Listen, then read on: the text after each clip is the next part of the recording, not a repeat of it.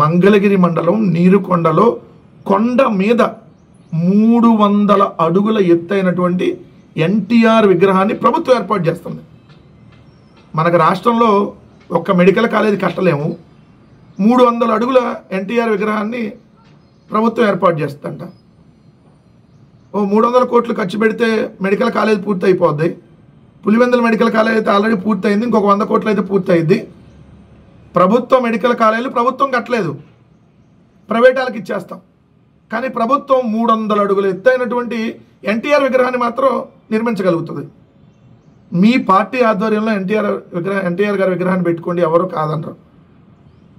ఈరోజు ఆంధ్రప్రదేశ్లో అత్యంత ఎత్తైనటువంటి విగ్రహం ఎవరిది ఉంది అంటే డాక్టర్ బాబాసాహెబ్ అంబేద్కర్ గారి విగ్రహం. భారతదేశానికి లెజెండ్, రాజ్యాంగ నిర్మాత, దేశ ప్రజలందరికీ స్ఫూర్తి.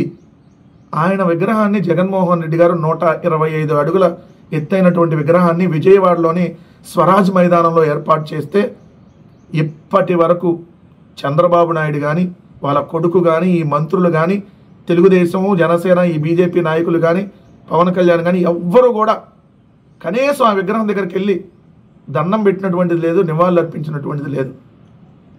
జయంతి కానీ వర్ధంతి కార్యక్రమాలను ప్రభుత్వం ఎక్కడ నిర్వహించాలి?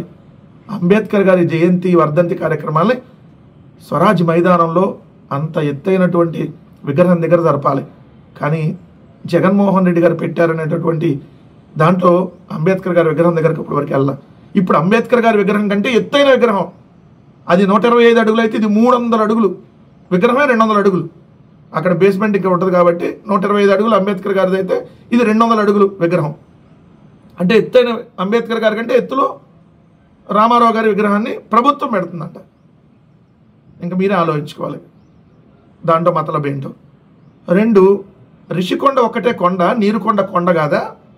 రిషికొండని జగన్మోహన్ రెడ్డి గారు రిషికొండలో ప్రభుత్వ భవనాలు, అద్భుతమైనటువంటి ప్రభుత్వ భవనాలని, నిజంగా ప్యాలెస్ లాగా ఉండేటటువంటి భవనాలని కడితే రిషికొండకు గుండు కొట్టారు. రిషికొండలో పర్యావరణం దెబ్బతినిపోతుంది. రిషికొండలో బిల్డింగ్ కట్టడం వల్ల విశాఖపట్నం సముద్రం విశాఖపట్నం వచ్చి ముంచేసిద్ది. అమ్మ రిషికొండలో ఇన్ని కోట్లు ఖర్చు పెట్టి కడతారా అని చెప్పి ఇష్టం వచ్చినట్టుగా ప్రచారం చేశారు కదా. మరి ఇప్పుడు నీరుకొండ పర్యావరణం దెబ్బతినకుండా పర్యావరణం అద్భుతంగా వచ్చేసిద్దా? రామారావు గారి విగ్రహం పెట్టంగానే, ఎన్టీఆర్ గారి విగ్రహం పెట్టంగానే పర్యావరణం అద్భుతంగా ప్రకృతి అంతా సహకరించేసిద్దా? రిషికొండలోనే సహకరించదా? రిషికొండకు గుండు కొట్టారన్నారు కదా, ఇప్పుడు నీరుకొండకు గుండు కొట్టరా? గుండు కొట్టకుండా దాని మీద విగ్గు మీద విగ్రహం పెడతారా?